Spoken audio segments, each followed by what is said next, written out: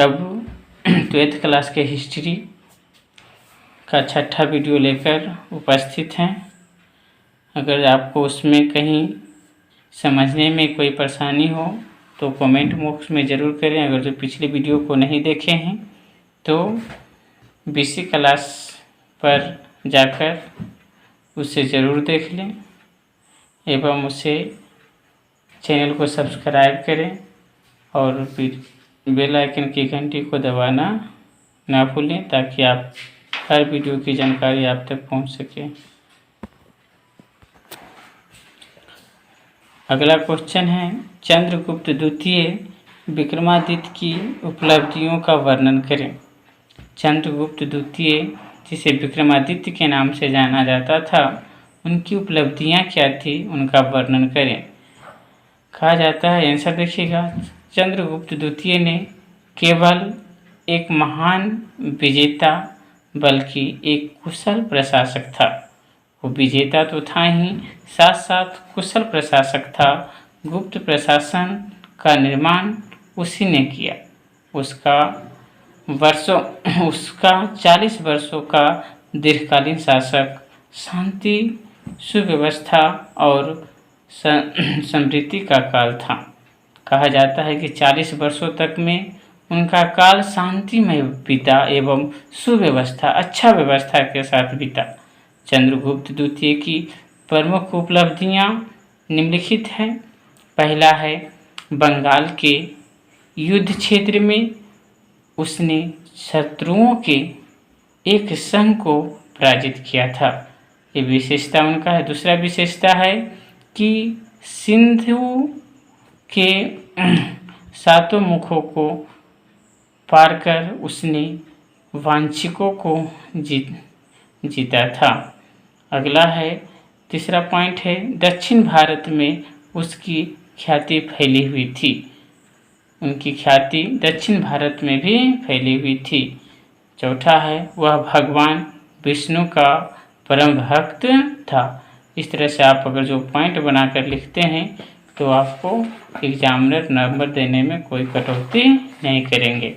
अगला क्वेश्चन, महत्वपूर्ण क्वेश्चन जो 2 नंबर में हमेशा पूछे जाते हैं, ध्यान से पढ़ेंगे।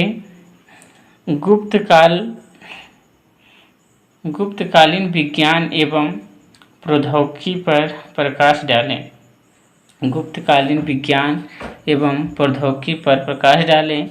गुप्त काल में विज्ञान तथा प्रौद्योगिकी में आर्यभट्ट ने जहाँ एक ओर पृथ्वी की त्रिज्या की गणना की, दूसरी ओर सूर्य केंद्रित ब्रह्मांड का भी सिद्धांत दिया, वहीं दूसरी ओर ब्राह्महिर ने मंत्र कैलेंडर की भी शुरुआत की। इस तरह से कहा जाता है कि गुप्त काल में विज्ञान एवं प्रौद्योगिकी भी अति तरक्की पर थी। ये 2 नंबर का क्वेश्चन पूछे जाते हैं। अगला क्वेश्चन आपको 5 नंबर के लिए, मौर्य प्रशासन का वर्णन कीजिए। मौर्य प्रशासन कैसा था? मौर्य काल आपने जाना, मौर्य काल की स्थापना किसने किया था? चंद्रगुप्त मौर्य ने। अगले वीडियो में मैंने बताया है। आगे है, देखेंगे सर, मौर्य प्रशासन अत्यंत ही उच्च कोटि का था। ये जो प्रशासन व्यवस्था थी ये उच्च कोटि का था। राजा सर्वोपरि था, मतलब इसमें सबसे प्रमुख राजा था। राजा का मंत्री अमात्य कहलाता था। मौर्य प्रशासन ने कठोर दंड का प्रावधान कर समाज को भय मुक्त प्रशासन प्रदान किया। जो भी गलत काम करता था उसके लिए कठोर दंड दिया जाता था। इस प्रशासन में कौटिल्य का अर्थशास्त्र, विशाखदत्त का मुद्रा राक्षस, विष्णु पुराण एवं बौद्ध व जैन ग्रंथों से मौर्य प्रशासन की जानकारी प्राप्त होता था। आगे है, भारत में मौर्य प्रशासन के संस्थापक चंद्रगुप्त मौर्य था, जो नंद वंश की स्थापना कर नंद वंश को समाप्त कर मौर्य वंश का स्थापना किया। चंद्रगुप्त मौर्य की मृत्यु के बाद उसके पुत्र बिंदुसार राजा बना और उसके बाद मौर्य वंश का तीसरा शासक अशोक था, जो कि ज़्यादा समय तक चलाया और उसने धर्म अभिलेख की विजय प्राप्त की।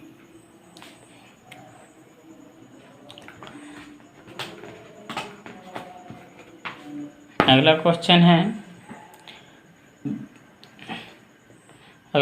अगर जो आप इस वीडियो को रोककर इसे स्क्रीनशॉट ले सकते हैं, ताकि इसे बार बार पढ़ने से आपको याद हो जाएगा।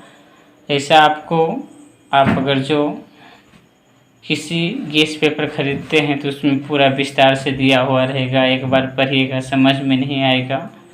यहाँ पे आपको पूरी तरह से संशोधित कर ये लिखा गया है, ताकि आपको जल्द से जल्द याद हो जाए और कोई कंटेंट बच ना सके। आगे जो विजयनगर की स्थापना है अगले वीडियो में मैं बताऊंगा। अभी अगले क्वेश्चन की ओर चलते हैं। अशोक का जो अभिलेख है उस वीडियो की ओर एक क्वेश्चन करवा देते हैं। अगला, अशोक के अभिलेख पर टिप्पणी लिखें। अशोक का जो अभिलेख था उस पर कह रहा है, महत्वपूर्ण क्वेश्चन 2 नंबर में पूछा करता है हमेशा कि अशोक के अभिलेख पर क्या टिप्पणी लिखिए। अशोक के अभिलेख है ना, समस्त भारत में ब्राह्मणी लिपि में शाहवागरी एवं मानसेहरा यानी पश्चिमी पाकिस्तान में खरोष्ठी लिपि एवं अफगानिस्तान में अरमाइक एवं यूनानी लिपि में मुद्रित है।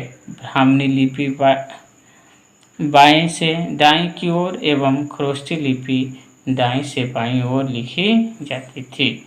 1837 में जेम्स प्रिंसपी ने अशोक के अभिलेखों का अध्ययन प्रस्तुत किया। इस तरह से अशोक के बारे में अशोक ने बहुत सारे अभिलेख लिखा, जिसमें ब्राह्मणी लिपि प्रमुख है एवं खरोष्ठी लिपि जिसको बाएं से दाएं की ओर लिखा जाता है ना, और खरोष्ठी लिपि को दाएं से बाएं की ओर लिखा जाता है। इस तरह से आप कह सकते हैं कि अशोक बहुत सारे अभिलेखों को लिखा था। और यह दूसरा चैप्टर आज यहीं पे हम ख़त्म करते हैं। अगले वीडियो में आप तीसरा चैप्टर महाभारत से संबंधित है उसका मैं वीडियो बनाऊंगा और आपको एक एक प्रश्न का प्रस्तुत करूंगा। एक भी प्रश्न आपको एग्ज़ाम में छूटने वाला नहीं है। अगर जो आप अच्छी तरह से इसकी तैयारी करें तो 2023 का जो एग्ज़ाम होगा उसमें आपका एक भी प्रश्न नहीं छूट सकेगा। लास्ट तक वीडियो को देखने के लिए धन्यवाद।